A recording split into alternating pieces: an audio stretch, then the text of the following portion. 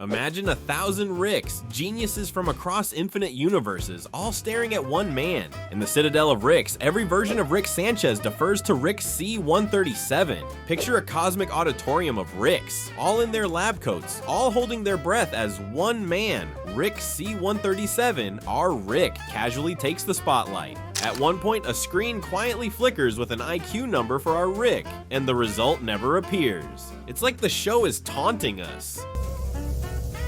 So hot. Smartest man in the universe is just a catchphrase, unless we slap a number on it. 300? 3,000? Is it over 9,000? Let's find out. Rick built a portal gun that bends reality while he was still in short pants. Okay, maybe not literally short pants, but word on the street is he cracked interdimensional travel as a teenager.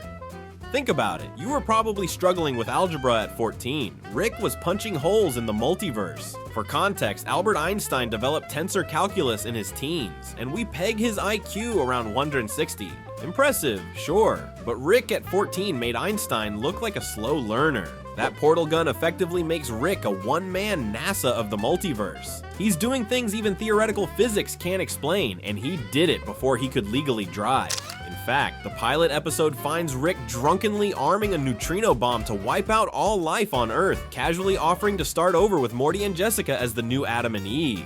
Morty panics and forces him to abort. Thank God. Apparently this wasn't a one-time thing either. Morty later admits he's had to disarm multiple world-ending bombs during Rick's benders. Apparently Rick's neutrino bombs only work about 60% of the time. Morty's gotten pretty good at defusing Grandpa's drunken doomsday devices. When your grandpa can assemble an apocalypse device between belches, you know his mental horsepower is on another level. And then there's the time aliens literally built a simulation inside a simulation just to steal Rick's secrets. The Zagarians trapped Rick in a Matrix-like fake reality to trick him into handing over his concentrated dark matter formula. Rick not only realizes the scam, he turns it into a punchline. He gives the aliens a bogus formula that's actually a virus, hijacks their system, and blows up their mothership on his way out. They went to absurd lengths to outsmart him, and he still ended up ahead, with a smug grin and a burp. The takeaway? Rick's brain isn't just gifted, it's borderline godlike. The portal gun alone implies an IQ so high our tests would fry. And those were just Rick's opening acts. But we're only getting started. If Rick's teenage science fair project was a handheld multiverse key, wait till you see what he cooks up on a regular morning. How smart is Rick before breakfast? Keep watching. Smith Family Kitchen, 9 a.m. Rick is hungover, fiddling with junk on the table. By 9:05, he's invented a sentient robot for the sole purpose of passing butter. Yes, a butter-passing robot. It asks, "What is my purpose?" Rick, you pass butter. Robot, oh my God. Rick, yeah, welcome to the club. In the time it takes us to make toast, Rick creates life, only to doom it with existential dread. That's a 3-second AI startup in Rick's world. IQ points for cruelty? Probably not, but for speed, off the chart. By the way, this is also the guy who built Anatomy Park, a full theme park inside a living human body, because why not? It even featured a Pirates of the Pancreas ride. Rick was extremely proud of that one.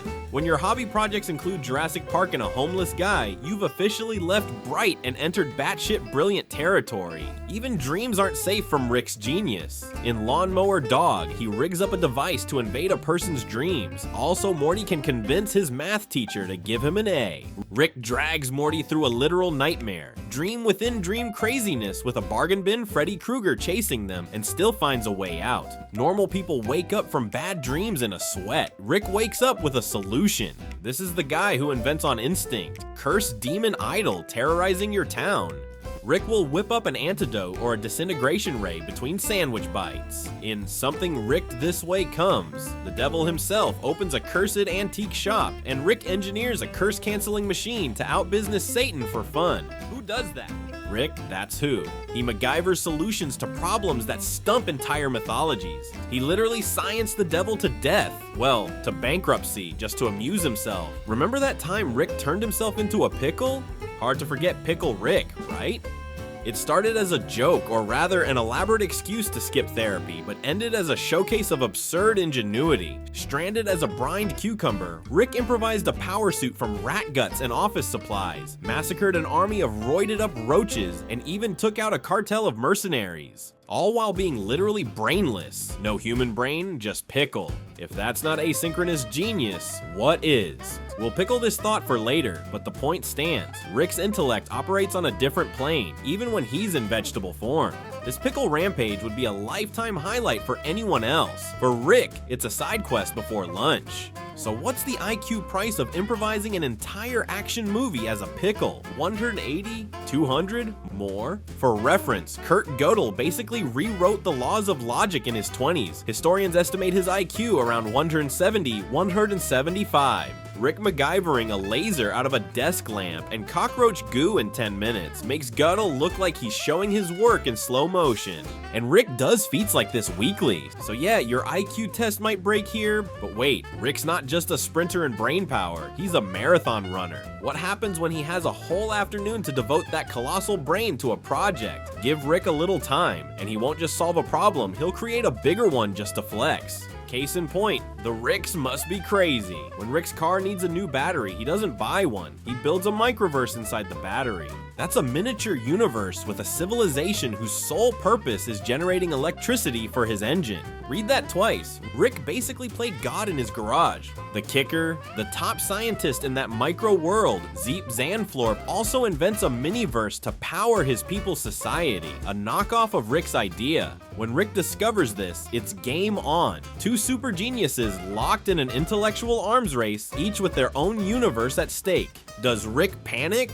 Nah. He out-engineers Zeep's entire civilization in an afternoon. He traps Zeep in a logical dead end, convinces a whole micro-people to unionize by not generating power, and collapses the House of Cards. Rick escapes, leaving Zeep's high IQ society literally powerless. One genius versus an entire universe of geniuses, and Rick still comes out on top. If IQ has an upper limit, Rick just punked it. Let's not gloss over that. Rick created intelligent life just to charge his car, then outsmarted the top genius of that life form at his own game. He played God, then beat a God-tier rival on a Tuesday afternoon. How's that for overkill? And remember that Council of Ricks and Galactic Federation we mentioned? In the Rickshank Rickdemption, Rick basically massacres them over lunch break. They didn't nickname him Rickest Rick for nothing. The Federation tries to mind scan Rick for his portal gun formula, so Rick uploads a virus instead, jumps his consciousness into a Rick agent's body, guns down the Council of Ricks, and teleports their whole citadel into the Federation's headquarters. Boom, two authoritarian regimes obliterated in one move. By the time the dust settles, the galactic government collapses and Rick is back home asking what's for dinner.